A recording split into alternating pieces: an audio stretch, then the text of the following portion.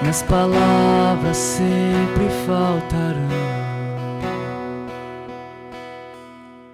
Tua glória. Bom,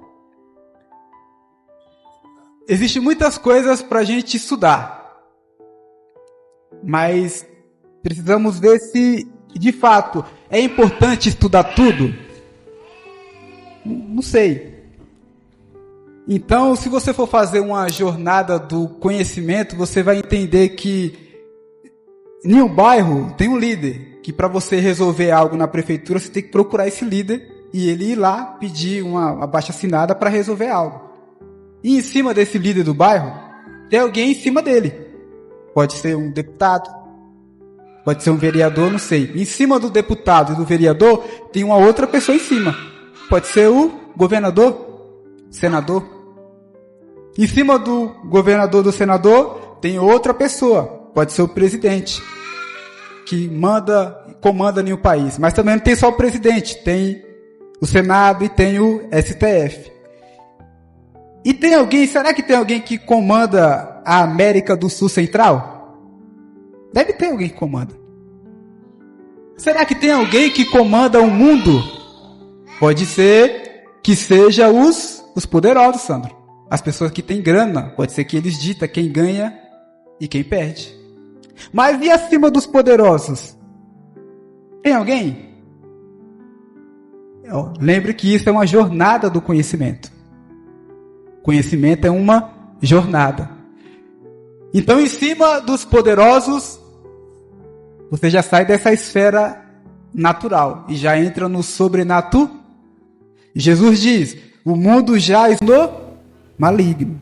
Aí então, saindo dos poderosos que comandam o mundo, tem os principados, tem as potestades, que Paulo mesmo diz: a nossa luta não é contra carne nem sangue, mas contra os principados e potestades. Ou seja, o mundo invisível espiritual interferindo no mundo visível. Então você percebe que isso é uma jornada do conhecimento. Você começa em um líder de bairro e vai passando, Carlos, vai passando e vai passando. Então existe uma jornada do conhecimento. Então, diante dessa jornada do conhecimento, a pergunta que eu quero fazer para vocês é: onde você está nela? Você está no começo? Você está no meio? Ou você nem sabia que ela existia? E aí? Aonde é que você está? Você está no começo, no meio, ou você é aquele: poxa, Rodrigo, eu nem sabia que existia uma jornada do conhecimento. Mas existe o quarto grupo. E esse é o mais perigoso. Qual grupo é esse? Esse grupo está lá em Oséias capítulo 4, verso 6. Alguém pode ler para a gente Oséias capítulo 4, verso 6? O meu povo foi destruído porque lhe faltou o conhecimento. Aí, somente até aí. Você pode repetir novamente? O meu povo foi destruído porque lhe faltou o conhecimento. Esse é o quarto grupo. Qual grupo? O grupo que é destruído porque não tem o conhecimento. Novamente eu faço a pergunta: em qual lugar da jornada você está? No começo? No meio? Ou você não sabia que ela existia? Ou você é esse quarto grupo? Qual grupo? O grupo que está sendo destruído. E como você é destruído? Vamos supor, a pessoa é destruída quando ela conhece tudo isso e não pratica.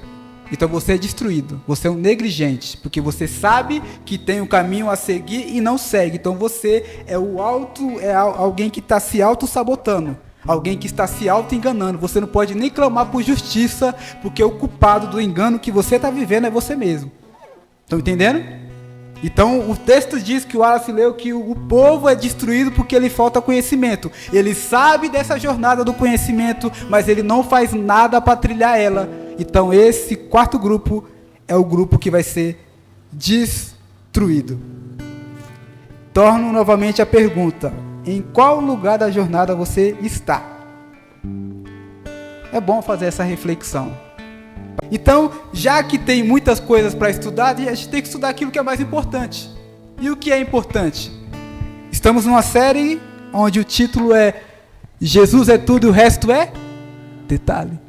Então, temos que estudar sobre Jesus. Na aula passada aprendemos que Jesus é a verdade, tá? E o que essa verdade oferece?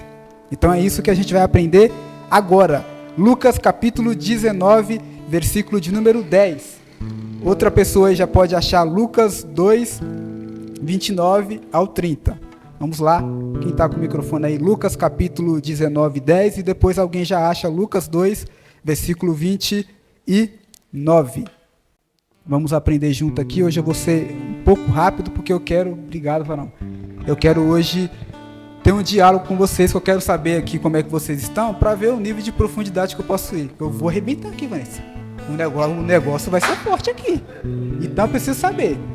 Eu quero fazer vocês ficar sem dormir, pensando. E aí você vai viver isso aqui. Não vai ser só uma frase, vai ser um sentido para a sua vida. Amém? Lucas capítulo 19, verso 10. Quem achou pode ler, Sandrão? Porque o Filho do Homem veio buscar e salvar o perdido. Olha só. Sandro, novamente. Porque o Filho do Homem veio buscar e salvar o perdido.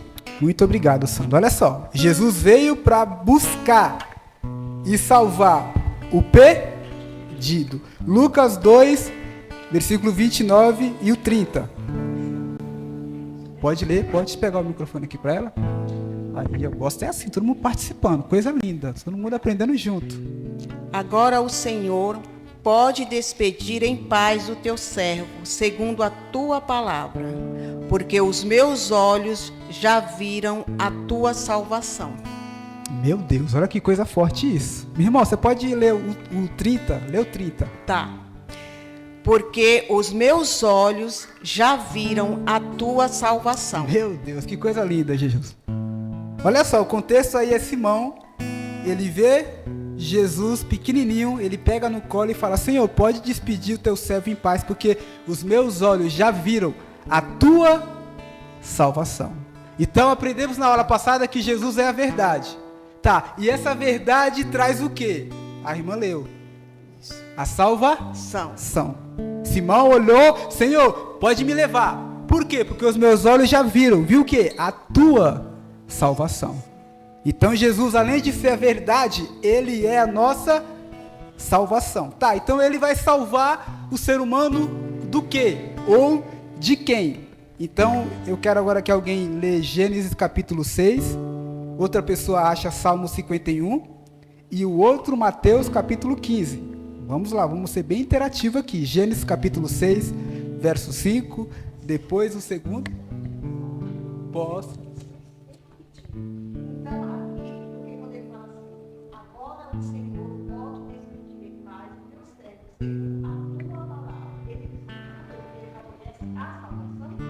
Isso, ele falou: Senhor, despede o teu servo em paz. Ele está falando: Senhor, se o Senhor quiser me levar agora, pode me levar. Porque os meus olhos estão vendo a tua salvação. Antigamente era profecia, estava escrito, mas agora os meus olhos estão vendo. Então pode me levar em paz, que eu já vi que de fato não é só uma historinha, é uma verdade. Amém? Gênesis capítulo 6, verso 5. Quem vai ler aí, irmã Vanessa? E depois Isaías 51, verso 5. Viu o Senhor que a maldade do homem se havia multiplicado na terra, e que era continuamente mal todo desígnio do seu coração. Amém. Salmo 51, verso 5. Salmo 51, verso 5. Quem vai ler aí pra gente? Salmo 51, 5. Cadê? Vamos passar. Você quer aqui? Salmo 51, verso 5. Passar aqui, Ana. Vai ler? Aqui, ó. Isso, Salmo 51. Alguém já vai procurando Mateus 15, 19. Reconheço que sou pecador desde o meu nascimento. Sim, desde que me concebeu minha mãe. Meu Deus. Mateus capítulo 15, verso 19 agora. Vamos lá, gente. Estou gostando de ver, hein? Mateus 15, 19. Porque do coração procedem os maus pensamentos, mortes, adultérios, prostituição, furtos, falsos testemunhos e blasfêmias. Meu Deus, olha só. Então, a situação da humanidade é essa. A Vanessa leu que o coração do homem estava mal. A irmã Vanessa leu que desde que o homem nasceu, ele já nasce pecador. Então você não é pecador porque peca. Você peca porque você já é um pecador. Estão entendendo? Então, diante disso, seja bem-vindo à reunião dos pecadores. É o que somos. Quando reconhecemos que somos pecador, a gente vê a santidade mais clara, Wallace. Agora, quando você pensa que é santo, você não vê a santidade. Isaías um dia estava falando para o povo: ai de vocês, porque ele não tinha visto o Senhor. Mas depois que ele teve uma visão do céu, Vanessa, ele já começou: ai de mim, que eu sou um homem de lábios impuros. Então é só a pessoa olhar e ver a santidade de Deus que ela vai parar de julgar o outro e falar: ai de mim, ai de mim, ai de mim. E é isso que eu vou incentivar vocês a viver, amém? Não é o fogo que vai subir, não. O fogo vai descer e a tampa vai descer tudo. Então, a situação, o Wallace leu que é do coração do homem que vem os maus desígnios do coração. Então, essa é a situação que a humanidade se encontra. Uma criança já nasce pecadora, porque foi isso que herdamos de Adão, assim que ele pecou. O Sandro, no primeiro texto, leu que Jesus veio salvar e buscar aquilo que havia se perdido. Então, o ser humano perdeu o quê? O relacionamento com Deus, que foi o que o Daniel pregou ontem. Olha só como Deus vai costurando as coisas, amém? Então a situação do ser humano é essa: somos pecador, e porque somos pecador, pecamos. Então precisamos da graça e da misericórdia de Deus, tá? E o que Deus então fez? Deus mandou a ponte. Quem é a ponte? Jesus. Jesus é a ponte. Por que ele é a ponte? Meu Deus, isso aqui é forte, meu irmão. Pega aí, se você tem o costume de anotar, anota. Porque Deus é homem, e Jesus é homem e ao mesmo tempo Deus, porque ele precisava ser homem, Vanessa, para ligar um homem a Deus. E ele precisava ser Deus para ligar Deus aos homens. Então ele veio como homem para ele entender a limitação do homem e se conectar com Deus. E ele também precisava ser Deus para, como Deus, ele conseguisse se relacionar com o homem. É por isso que ele fala: eu posso testemunhar do céu porque eu vim de lá. Então Jesus, ele é a ponte perfeita para levar você ao Pai. Por isso que ele diz: ninguém vem a mim a não ser, ninguém vai ao Pai assim antes não passar por mim. Ele é o único caminho que te leva para o Pai. Então, mediante a tudo isso, Deus estabeleceu um plano. Eu disse que diante de tudo isso, Deus estabeleceu um plano. Olha só como isso é muito importante, o plano. Se Deus, mesmo sendo onipotente, onisciente, onipresente, fez um plano, o que é que faz eu e você pensar que não temos que fazer um plano também? Deus é onisciente, ou seja, ele não faz conta, ele já sabe o que é. Ele não pensa, ele já sabe. Mas mesmo assim, Vanessa, ele fez um plano. Mesmo assim, ele projetou um plano. Para quê? Para nos ensinar que o ser humano também precisa fazer um plano para conhecer Jesus. Agora, uma pergunta que eu quero conversar com vocês no nosso bate-papo é possível um cristão estar dentro da igreja e mesmo assim estar perdido? Mesmo ouvindo verdade, mesmo ouvindo salvação, mesmo ouvindo caminho, vida, é possível? Então, vamos dialogar mais para frente. Deixa eu ir para frente aqui. Então, o plano que Deus estabeleceu tem um nome. Qual é o nome desse plano? Qual é o nome desse plano? Lá no Evangelho de João, capítulo 3, verso 16, o texto diz, e você conhece esse texto de salteado: porque Deus amou o mundo de tal maneira que para todo. Esse é o plano de Deus. Parabéns, hein? Vocês estão de parabéns, hein? Então, vamos entender agora qual é a didática de Jesus para levar o ser humano para essa jornada. Lembra que existe uma jornada. Se você não fazer de Jesus o seu tudo, você vai se embaralhar com outras coisas. Então, por isso que você tem que olhar para Jesus. Tem muita coisa para estudar, Vanessa. Não dá tempo de estudar tudo. Então, temos que ir naquilo que é mais importante. Tá, alguém poderia me perguntar: e por que Jesus é importante? Eu responderia: o texto que a irmã leu. Os meus olhos viram a salvação. Ele é importante porque, diferente dos outros, o único que oferece salvação é Ele. Então por que você vai estudar Confúcio, Maomé, esses caras que não oferecem salvação? Você tem que estudar aquele que te oferece salvação. O que faz de Jesus o maior e o melhor é porque ele oferece a salvação. E eu digo mais, ele é a própria salvação. Então olha a didática de Deus. Evangelho de João, capítulo 12 agora. Uma outra pessoa já pode ir procurando 1 Pedro. E um outro, que é o último texto, 1 Epístola de João. Então, Evangelho de João, capítulo 12.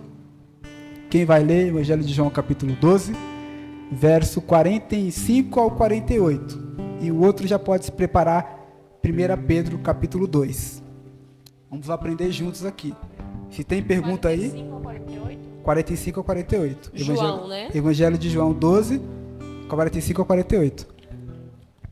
Quem vê a mim, vê aquele que me enviou. Eu vim como luz para o mundo, a fim de que todo aquele que crê em mim não pereça nas trevas. Se alguém ouvir as minhas palavras e não obedecer elas, eu não julgo, porque eu não vim para julgar o mundo, mas sim para salvá-lo. Aquele que me rejeita e não acolhe as minhas palavras, tem quem o julgue. A palavra que proclamei, essa o julgará no último dia. Meu Deus, você entendeu isso, irmão? Esse texto é bom você anotar, porque esse texto é poderoso. Olha o que Jesus diz, ó, eu vim para o mundo, não vim julgar. O Sandro leu o primeiro texto que você leu, você disse que Jesus veio para buscar e salvar. A irmã leu que Jesus é a própria salvação. E Jesus agora, a Ana leu que Jesus fala, eu não vim condenar. Eu vim para quê? Para salvar. Então Jesus não tem uma condenação para você. Ele tem uma salvação. Agora, a condenação é o que você vai encontrar se você rejeitar a salvação. Vou repetir para ficar frisado na sua mente. A condenação é o que você vai encontrar se você rejeitar a salvação. E o que é a salvação? O que é a salvação, irmão? Aceitar Jesus. Jesus é a salvação. Então, quando você rejeita a salvação, você está rejeitando Jesus. A Ana também leu que Jesus veio trazer conhecimento. Então, eu entendo que salvação é conhecimento. Quem é salvo tem uma conduta diferente. Quem é salvo ensina sobre a salvação. Quem é salvo tem uma transformação. Quem é salvo prega e ensina sobre essa transformação. Por que prega e por que ensina? Foi o que o Vini cantou. Provar e veja, ele provou, ele viu que isso aqui é água. Eu não sei se isso aqui é água. Isso aqui faz o quê? Para eu saber o que isso faz, eu preciso... É bom mesmo, irmão, a água geladinha. Você precisa beber para você sentir o gosto. E Jesus é isso. Então tem muita gente que está na igreja em todos os cultos, mas não prova Jesus. Aí a vida não é transformada e não consegue transformar nem a vida do outro. Por quê? Porque não parou para olhar para ele, não parou para observar ele, não parou para fazer dele o seu tudo. Então você precisa entender que Jesus, além de ser a verdade, ele é a salvação. Além de ser a salvação, ele é o conhecimento de Deus. Além de ser o conhecimento de Deus, ele é o melhor e o maior presente que Deus já deu para o ser humano. 1 Pedro, capítulo 2, verso 24 agora. 1 Pedro, capítulo 2, verso 24, e alguém já pode procurar a primeira epístola de João, capítulo 5, que é o nosso último texto. Carregando ele mesmo em seu corpo, sobre o madeiro, os nossos pecados, para que nós, cadê meu Deus? Ai, meu Deus, eu me perdi aqui.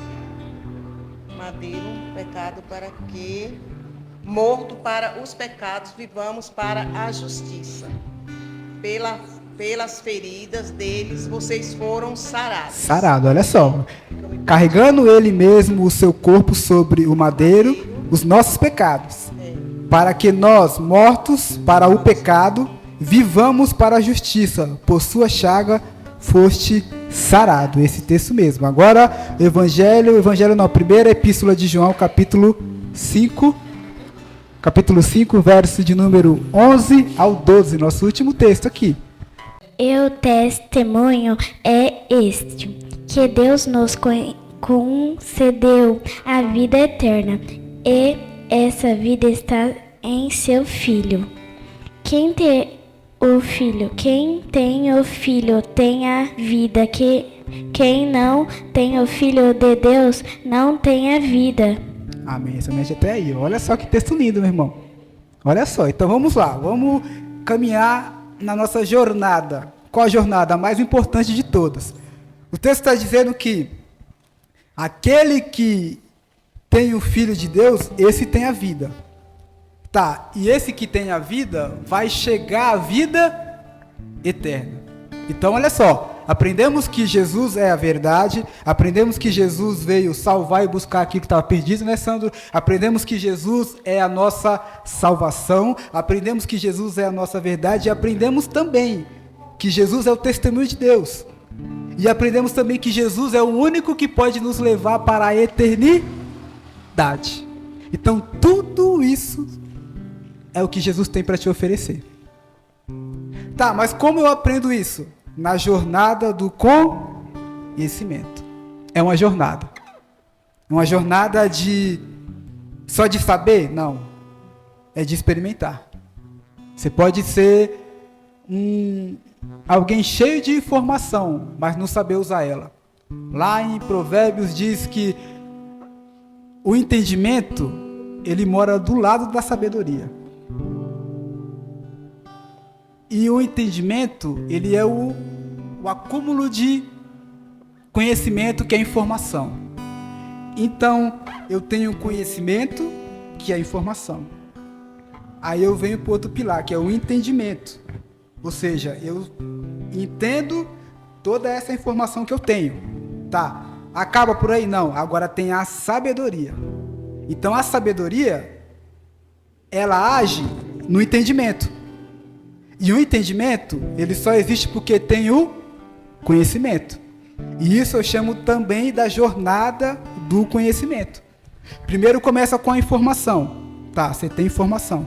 Depois você vem para o entendimento, ou seja, você sabe usar a informação que tem. E depois você tem a sabedoria. O que é sabedoria? Você sabe usar no tempo certo. Às vezes a sabedoria não vai usar o conhecimento, às vezes ela vai sofrer o dano. Só para não fazer o outro errar. E para entender isso, você tem que olhar para Cristo, irmão. Se você não olha para Cristo, pedras vão tacar em você, e é pedra você vai devolver. Agora, quando você tem a sabedoria, você, em alguns momentos, você carrega no seu corpo a marca de Cristo, só para ver o caráter de Cristo sendo aperfeiçoado no outro. Estão entendendo?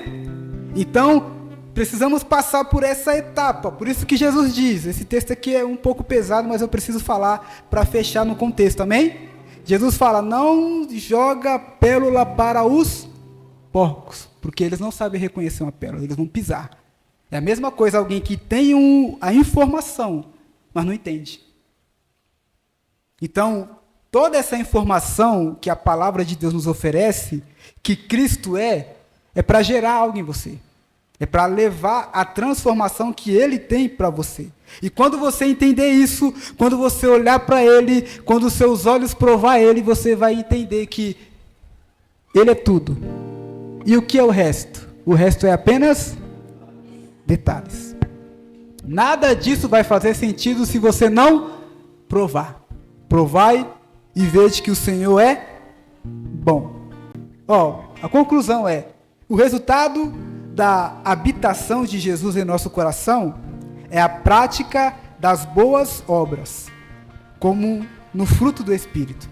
A grande notícia do Evangelho é que não fomos nós que escolhemos Cristo, mas Ele nos escolheu e nos destinou à salvação. Não foi você que escolheu Ele, foi Ele que te escolheu. Você e eu ainda no lamaçal do pecado, Deus não esperou você largar a bebida, largar a droga para te amar. Ele te amou, te pegou você do jeito que você estava, te limpou, tirou você da lama. Aí agora vem a santificação. O que é santificação? Ele limpar, tirar a lama de você. E isso é quando você começa a olhar para ele, você mesmo começa a se limpar, você mesmo fala, isso aqui não faz mais sentido, essa amizade não faz mais sentido, isso aqui não faz mais sentido, você começa a reformar a casa. Eu vou pintar, eu vou tirar esse móvel daqui, eu vou trocar. Meu irmão, não sei se você já teve esse privilégio de fazer uma reforma em casa, mas quando você tira um móvel velho e coloca um móvel novo, parece que a energia, né, Vanessa? É uma energia nova. Você olha assim, você fica, nossa, você parece que é o cara mais rico do mundo, a mulher mais rica. Por quê? Porque você tirou uma cômodazinha velha e colocou uma outra. Por mais que seja usada, mas já traz uma energia nova. Você fala, nossa, que legal. Agora eu te pergunto, se um móvel é capaz de fazer isso, imagine quando você provar mais de Cristo. Meu Deus. Eita, Jesus amado. Meu Deus. Então é isso. Vamos lá, gente. Agora eu quero conversar com vocês.